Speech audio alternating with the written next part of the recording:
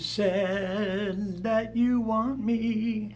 You cheated, you lied. You said that you love me. Oh, what can I do? Hi guys, welcome to Hey Ray Q&A, and this is Inner Power Insights. My name is Ray Kupikowski, and today I wanted to talk to you a little bit about infidelity. I've sort of been waiting for this one. I know I was hoping to get enough people watching these episodes that they would understand how I see things and how I see things a little bit differently than most people. And I look at infidelity as one of the leading ways of helping people. It is the most effective way of helping people get back to a really good relationship, or actually I shouldn't say get back, I should say create a good relationship. And people, when they come to see me, it's, I do stuff online, or I do things here at my office. And when they come, they have this cloud over their head because this horrible thing has happened, this huge problem. They're facing this enormous problem because one or the other one of them cheated, and that's like, we can't get over that. That's impossible to get past. And I always said that if anybody ever cheated on me, I would be gone. And they look at it as though that was a problem that came out of nowhere. Just all of a sudden one day a person woke up and said, oh, let me see today, I feel loved and connected. I feel like every day that we've gotten closer and closer. I feel like there's anything that I can say to my partner, and that we live life as partners, and that I feel listened to, and I feel cared for, and I feel all that kind of stuff. I feel wonderful about my relationship. I think I'll go cheat on them. Nobody ever does that. Nobody ever is in a really good partnership, knowing and understanding that they're getting everything that they want, everything that they always wanted in a relationship, all the things that they need to be a good partner, and to have that desire to be a partner back and to care for one another. Nobody gets all that kind of stuff and then decides, I'm not doing anything today, I think I'll go cheat. The cheating is, as a result, it's the last cry out. It's like the scream for, we don't work, we suck, we're missing so much. And I'll tell you what happens. I get people all the time that are together for 20 years. I've been together for 20 years. They have a bunch of kids, and they are as disconnected as you can possibly be.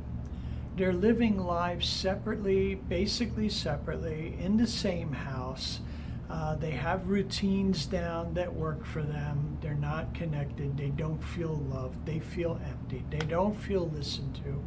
He does multiple amounts of things to try and win her over. He buys her cars, and he gets her clothes, and they go on trips and all that kind of stuff. And every one of those things eventually adds up to the knowledge that it's not what she wanted. She didn't want a new bracelet. She didn't want, a car or something. She wanted to feel connected. The problem there is that she didn't know that that's what was missing. She wasn't aware of that, what was happening there. She kept going, these issues are terrible, these situations are bad, and she kept trying to fix the issues, not understanding that deep down inside what she was missing was a connection. The only way that you can understand about that kind of connection is one day when you wake up and you recognize that you are completely alone inside this relationship, where you were hoping to be a partner with somebody. When you guys get together, when people fall in love and they see each other across the room, wherever they are, and they look and they say, wow, this person's fantastic. I'm really going to screw their life up in a bunch of years, and we're going to end up in an office with this old man who has great hair trying and begging for some kind of help here because we don't know what we're doing. That's never on anyone's bucket list. But guys, it happens all the time. Happens continuously. As a matter of fact, it doesn't always end up in infidelity, but it certainly ends up with something that is a way of screaming, I need help. I used to describe my job as pulling the gun out of people's mouths. I felt like there was absolutely no options left for them, so they come and see somebody like me. And you know what that tells me? It tells me that throughout everything, they never wanted to give up. That tells me that even after the infidelity, even after swearing that they would never go through an infidelity, they would never forgive an infidelity, they still end up in an office like mine. They still end up talking because what they really wanted, was that connection. And they still do. You just don't believe anymore that the other person can give it. And it's both people. It's not the person that was cheated on. It's both of them saying, I don't know what to do. This is not what I wanted. This is not how I thought this was going to be. And when you say it's not how it was supposed to be, then I got to ask you, what did you think it would be? And then I have to say, where did you see that? Where did you get an example of a good relationship where people are partners and where they care for one another, where they listen to each other rather than talk at each other? When he asks, what do you want, rather than thinking he knows? When you do something for him and expect that he's going to recognize why you did it and then sit there and judge him for not giving it back. What makes you think that you have any idea about how to be in a healthy relationship? Because I tell you what, in all the years I've been doing this, I've never seen it once. I have never seen anyone with a clear idea about how to become partners. What I've been doing over the past couple of years now is trying to help people step away from these issues. I know it's really hard when you're hurt and you're really butthurt about your partner, screwing somebody else, and how terrible, how devastating that is. But if you could take a moment and step back from it and analyze what happened, you'd be able to see that your partner really didn't have much choice in the idea. And I know that that's rough to think that they didn't have a choice. Of course they didn't have to do that, But if they didn't do that, or if they didn't do something, you could spend the rest of your lives being totally disconnected from one another, wasting an opportunity to have a partner in your life and somebody that you could share your life with. So in a sense, what I try to do with people, what I work at, is I try to get people to understand that no matter what happened, no matter how negative it is, if it was an emotional infidelity or a physical infidelity, or if it was, just shutting down completely. There could be many, many ways that you end up saying, that's it, I can't handle this anymore. But when you do that, whatever it is, when you do that, if you look at it for its face value, you'll think that's the problem. And if you step back from it, you'll notice that it was not the problem at all. It was an indicator of a problem. And the problem is that the two of you were not connected. You were not partners. You didn't feel loved. You didn't feel cared for. Guys will say, she never lets anything go. I can't stand it. Drives me crazy. She brings up stuff like 20 years ago. She knows what color socks I wore. She held on to this kind of stuff. She's crazy. She doesn't let anything go. Why can't we move on? and they will develop a tremendous amount of resentment for that situation, thinking that I tried everything that I could. I said I was sorry. I said I would never do it again. And then she just rags on me and brings it up, and it's horrible, and it's consistent, and she never lets anything go. And guys, it's because it was never dealt with. It's because the two of you managed to look at the issue, which in this case is infidelity, and you managed to say and convince each other that you would never do it again, that you were sorry and you never do it again. I promise I'll never do it again. If you have no idea of what else to do, you're likely to do it again. Okay? And that's where this comes in. That's where coming to see somebody like me that has some kind of ideas about what was missing at that time and how you could have prevented it from the beginning. Which brings up a good point. Now, people come to me and they say, how do we handle this? How do we fix this? And my idea is I'll help you fix it if you'll listen to me long enough to understand how to prevent it. I don't care about giving you tools on how to fix something, because if I give you tools about fixing something, that indicates that there's nothing you can do but allow it to happen again. Great, now you have tools. But the real truth of it is that if we can learn how to become close and prevent it from happening, you don't need the tools. They're there, they're nice, and they work in other ways, but they don't have to be applied to the next time one of you steps out of a relationship. The reason that you wouldn't step out of a relationship is simple. It's because you get everything that you need in the relationship to keep you there, to keep you focused. In order to have that, in order to even come close to understanding that you have everything that you need inside a relationship, you have to figure out what it is that you need.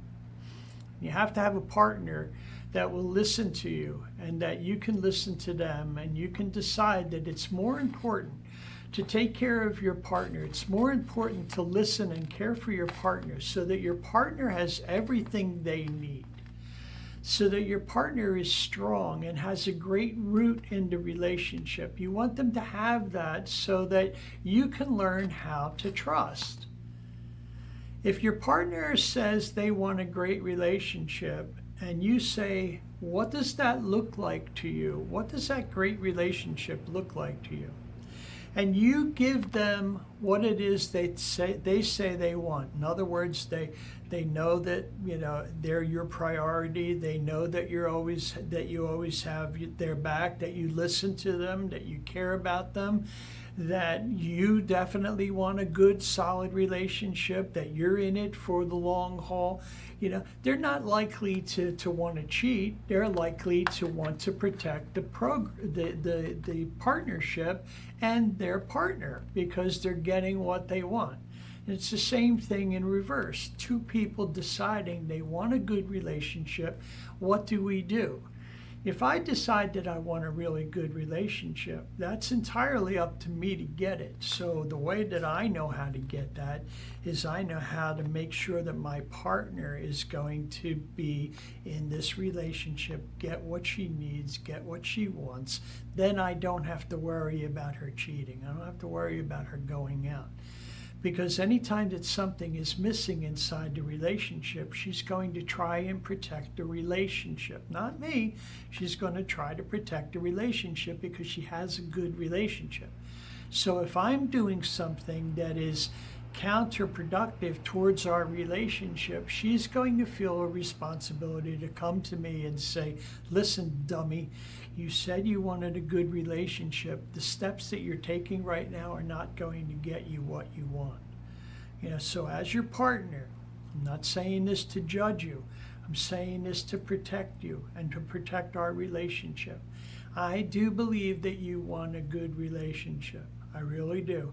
And with that belief, I'm telling you that you told me that these are areas that you want me to address should they come down the line, so that you can protect your relationship. As your partner, I'm telling you this is one of those things. If you can do that, if you can learn how to do that, learn how to take the focus off of yourself, and put the focus on your partner. So that everything that happens, instead of doing that for your partner, you're doing it for the relationship. You're going to watch your partner. You're going to make sure your partner, is locked into that good relationship, that they're focused, that they feel secure, that they know that they have a healthy place to be able to vent and say anything, and you're giving them that space, and they're giving that to you. I can sort of guarantee you that you will learn how to trust. That's the other thing. Is that people come and they want to build trust back up. And I tell them they never really had any. You might think that you trust one another. And what I found is in the situations of trust, now I'm going to do another episode about trust here too, but in the situations where trusts are concerned, the only reason that you trusted anybody early on is for your own comfort. It had nothing to do with the relationship or what you developed as the grounding for your relationship, that place that you work from. In order to build trust, you have to have a reason for it. And the reason is that you can trust somebody is that you know they're committed to the relationship. You know that this is what they want and they're not going to risk the relationship. No matter what they do, if they make a mistake, it's a mistake. It's not an indicator that the relationship is weak, or that they don't want one, or that they don't want to be, or they don't feel connected to you. It was simply a mistake. And you can do those mistakes easily. You can say, we're together, we're partners, what do we do about this? You screwed up something. I don't even know what that could be, but it could be a ton of different things. Not calling, I don't know, hanging out with people that you said you weren't going to hang out with. It could be anything. Who knows? But you could make a mistake without it affecting the partnership, without it destroying the foundation of a partnership. Because what I'd like for you to do is understand that if we work together, if you come to me at Inner Power and we work together, I'm going to get you to a place where everything you do is you're doing it from a standpoint of you have a partnership, it's me and you, and we have kids. It's me and you, and we have to work. It's me and you, and we have family issues. But it's me and you as a root. We work from our partnership. We care for each other. We strengthen the partnership. We check in on each other. We know each other's strengths and weaknesses. And when you do something like that, the chance of somebody going out on you, not completely wiped out, of course. Somebody like that guy Jamie from Outlander shows up. What are you going to do? She's, it's like, it's going to be hard. But anyway, I hope that helps you out a bit, and I'm going to be back in a second with a couple questions, and we'll answer those questions. And so far, thanks for listening. I wanted to tell you that before I get into the Q&A part of this thing, that if you think I can help you, if there's any way that I can help you, you can contact me at Inner Power Insights. You can go to my webpage, innerpowerinsights.com.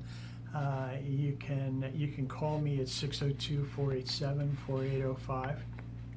And I'd be glad to talk to you and help you out. My sessions are $80. And I'm international, so I do a lot of video work, and that's pretty nice. It's pretty interesting because it works quite well. People it's almost as if they're here with me, so I like that a lot. I want to tell you that I'm going to be putting out something called Tidbits, and that's going to be little insights, tiny little insights for you, and I'm going to be running those at least once a week, and just a minute or two of something a little present for you. So keep an eye out for that. And I think we're going to have some more information about Tidbits coming up here soon, and maybe by the next podcast we'll be able to tell you more about that and actually how far that's going to go out.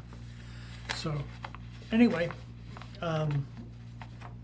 so let me tell you, if you haven't seen me before, what I do is that we have questions, and this is every time. It's the first time that I'm going to be reading these questions, so I have no idea what. Maybe they're stupid and I won't answer them. I don't know, But the reason that I do that is because I'm answering these things. I'm a universal channel.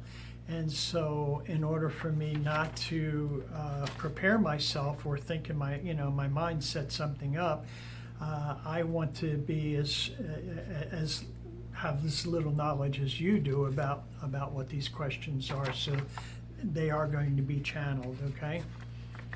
That was weird. All right, but anyway, okay, so, and pardon me, I don't read extremely well.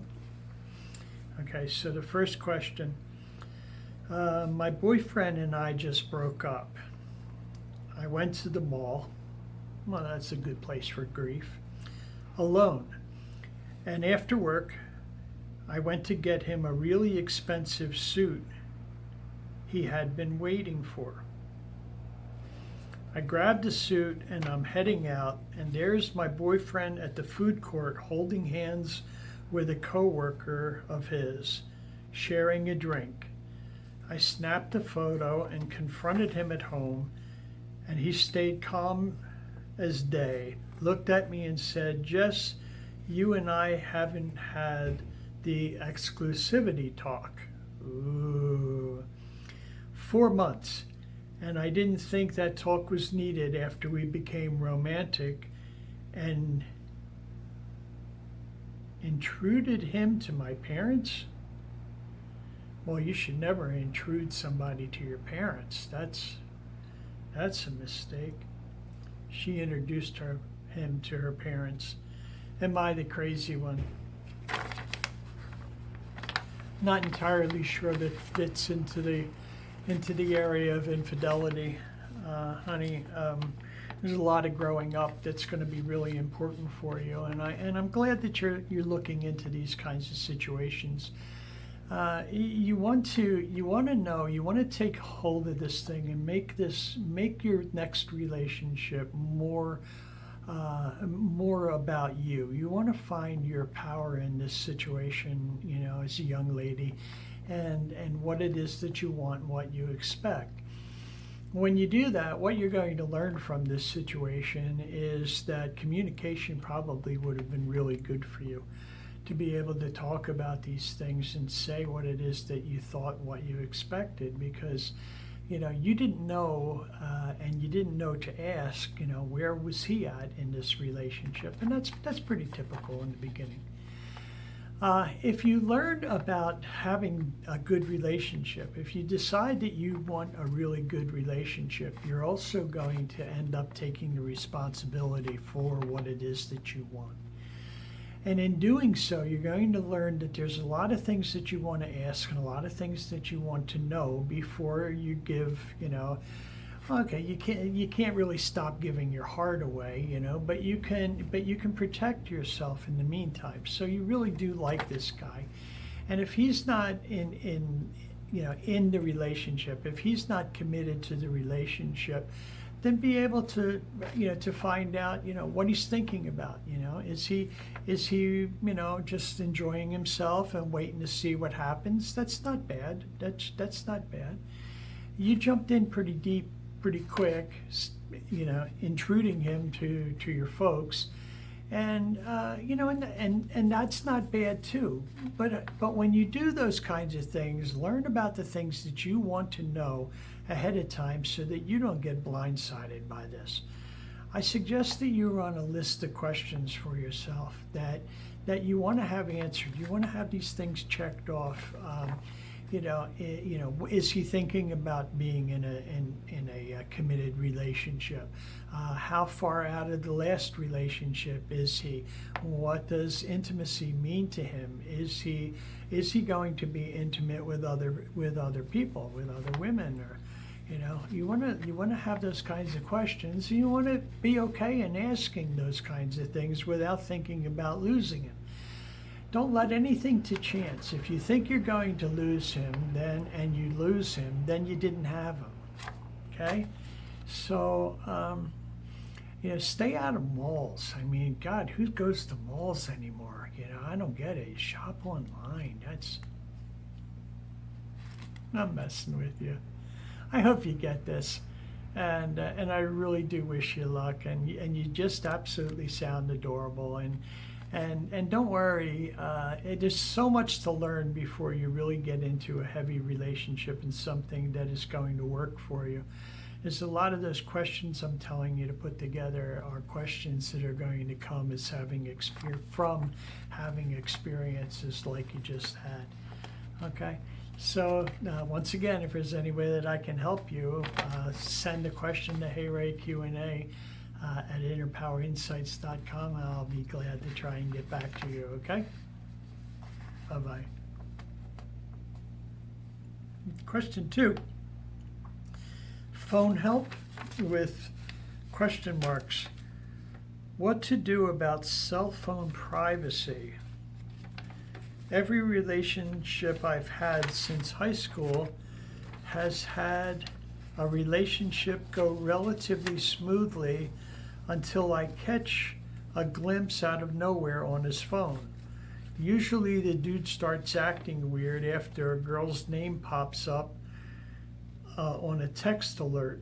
Usually there's quite a mood change. Now, the second this happens, I have noticed if I ask immediately who it is that wrote to him, I'm a nagging girlfriend.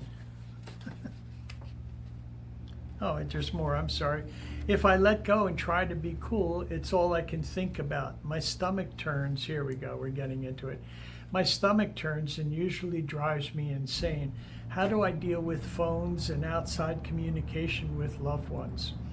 How isn't a normal way to ask why a woman is texting my man? Okay. Hell if I know.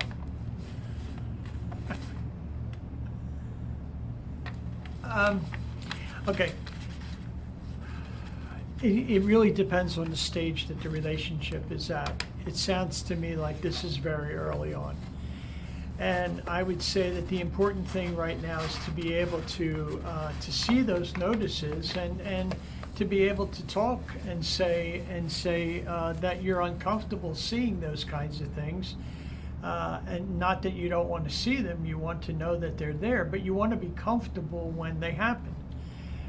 If you're in a really good committed relationship, if you've done your work and you decided and you both have decided that you're going to work hard at this relationship and that it really means something to you, when you get to a stage where both of you start to focus on one another as far as making sure that he's committed to the relationship, he's making sure that you're committed to the relationship, when somebody else calls, you can use that kind of situation to check out and see where the relationship is at. So let's just say that somebody calls up and they check on him and he says, it's like an old thing and she won't let go and, I don't really know what to do with that. Then you guys can have a business meeting of sorts inside the relationship. You can have a meeting and you can help him decide how he's supposed to handle that kind of thing so that it doesn't hurt the relationship. If he has friends that are females and the like, and that's all, as long as he's committed to the relationship, you don't have to worry about what's going on. You will have a safe space to talk about it. You don't have a safe space to talk about anything right now. That's why if you say something, you're damned. If you don't say something, it kills you too. You want to set up a safe area for you guys to talk about these kinds of things. You don't have to be committed to have that. You can tell your partner, whoever it is that you're dating with, is that, I would like to know what's going on to help me out in deciding whether I'm going to be in this relationship, what stage this relationship is at. You don't really need to, if something is in progress, if you're with somebody that you really like and you're learning about each other, maybe it would be good for you not to have a false sense of security by jumping into a relationship, headlong into a relationship, and thinking that it's exclusive. It would be better, in a sense, to have it be open and to have somebody say, "Listen, I was seeing you, and I'm seeing these other people, and you know something, I've decided that the only person I want to be with is you." I would much rather be in that kind of situation where a person has the opportunity to decide and has had the open space and the time that they need to make a good decision, and for them to say they want me, rather than me corralling them into a situation where they have very little choice.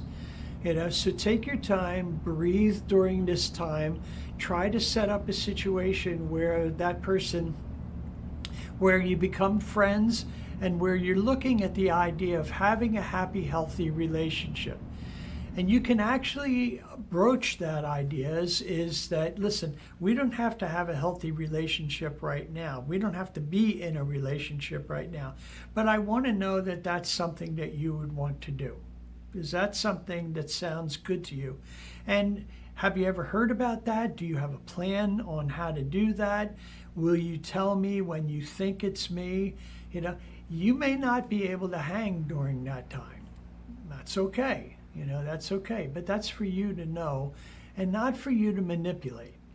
Manipulation is not going to help you out. Trying to figure out around behind his back what he's doing, when you can just sit down and say, "Listen, I need to have this conversation. I need to have some answers. It's not a judgment. It's not anything like that. It's just for my health. Can we do that?" And his answer is going to tell you a whole lot too. So whether he's ready to do that too. So anyway, once again, I hope that helps out a little bit. This was supposed to be about infidelity, and so far we haven't really got there yet. So, if we don't get there, I don't know what the next question is going to be, but if we don't get there, what I said early on in the beginning part of this thing, really apply that kind of stuff to your relationship. Apply the idea about the fact that if anything negative ever happens inside your relationship, you want to look at that negativity as pointing to a problem, not the problem. Issues are never the problem, guys. Issues point to the problem. They're indicators that the relationship is not solid, always. Now, you can fix a problem, but don't stop there. If you fix a problem, let's just say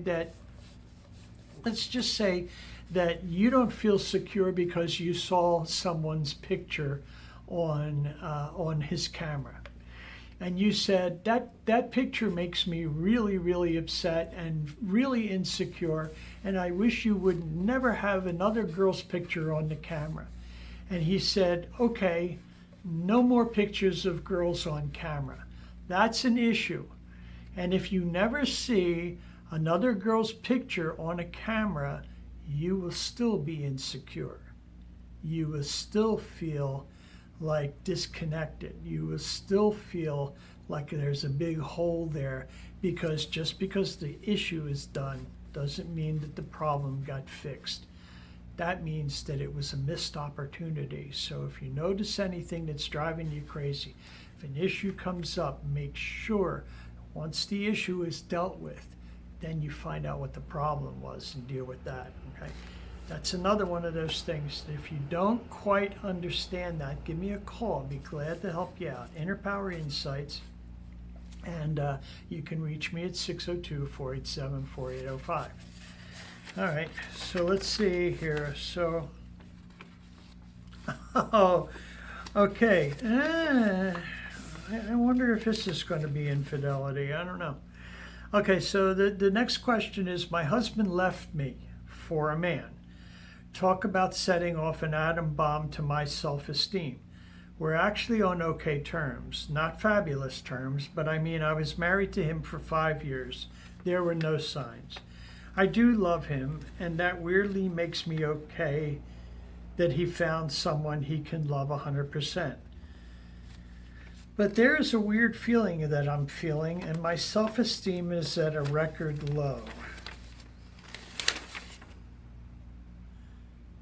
I'm physically cold. Wow. I'm sorry. Guys, okay, I think I may have mentioned that I'm an empath, and wow, this one just hit me right in the heart, and how much she's trying to be a really good person in all this kind of thing. Shit, eyes are tearing up here. Whew, boy, I'm really sorry that you got caught in this.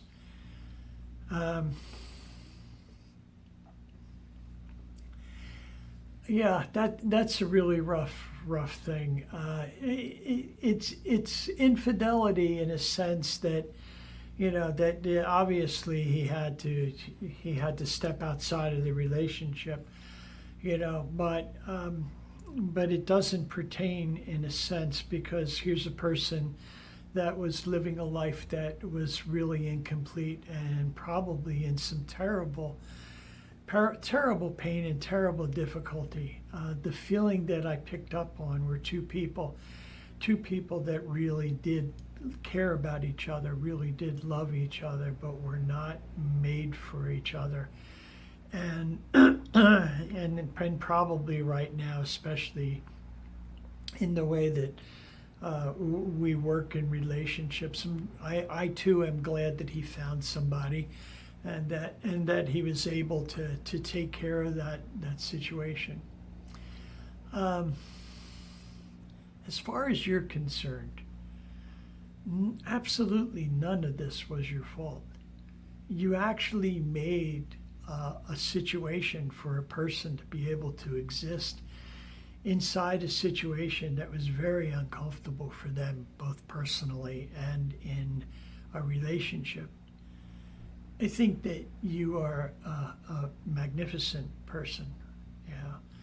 The fact that you didn't see it, the fact that you didn't understand it, is a testament to the caring that went on in the relationship.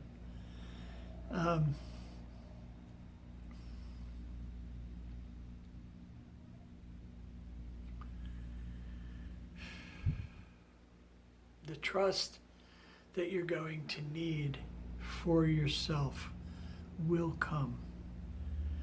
There's no doubt the grief that you must be feeling right now.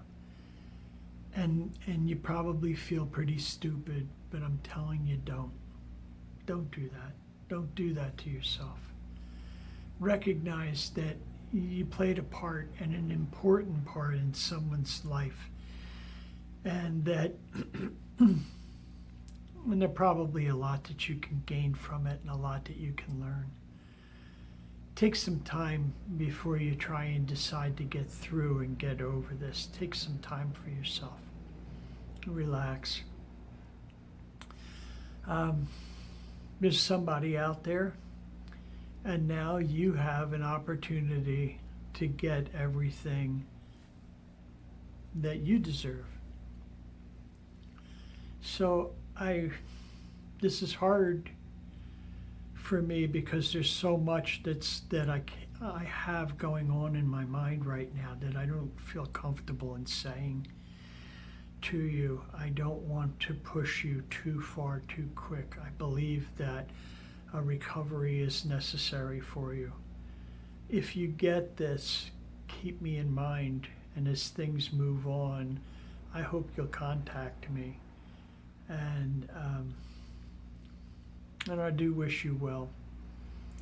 The reason that I'm holding back is because if you go too fast, you'll miss too much.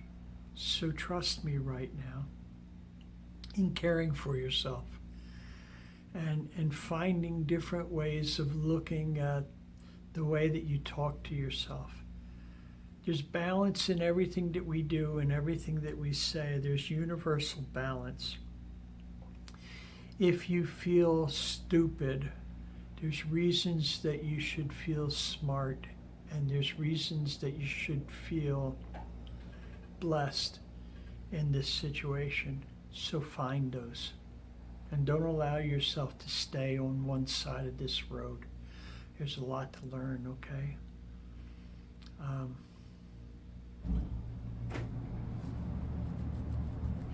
You're going to be okay. That's all I can do today. Our next episode, we do episodes here on the 1st and the 15th. We're putting those out. I hope you're enjoying them. I hope you tell your friends about Hey Ray Q&A. Once again, we're going to be putting out tidbits. I think that's what it's going to be called. It's sort of like it, tidbits are going to be coming out here soon. And we're also going to be doing a series of little clips, little videos for you as well. And there's going to be a bunch of things. So I hope you enjoy, and I hope you tell your friends. And if you have anything that you'd like to ask me, please feel free. Anytime, anyway. I honor my deepest connection to you all, and